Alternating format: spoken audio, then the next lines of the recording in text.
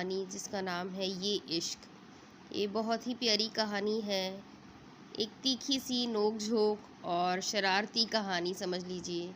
मोहब्बत भी है, प्यार भी है, लड़ाई भी है। तो हम शुरू करते हैं ये इश्क पार्ट 1। जल्दी से उठक बैठक करो, वो उंगली से इशारा करती हुई कह रही थी। मुलाजिम सर झुकाए करने लगा। सियाह सिल्की बाल कमर पर किसी आबशार की मानंद गिरे हुए थे। दानेन, ये क्या? जुबेर रंधावा अंदर आते ही बोले। दानेन की पुश्त उनकी जानिब थी। उसने चेहरा मोड़ा जहाँ खुफगी दिखाई दे रही थी।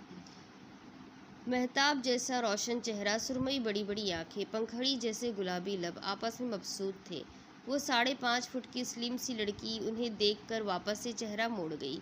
मेरी जान के चेहरे पर सुबह सुबह नाराज़गी, खैर तो है? वो उसके शानों पर हाथ रखते हुए कहने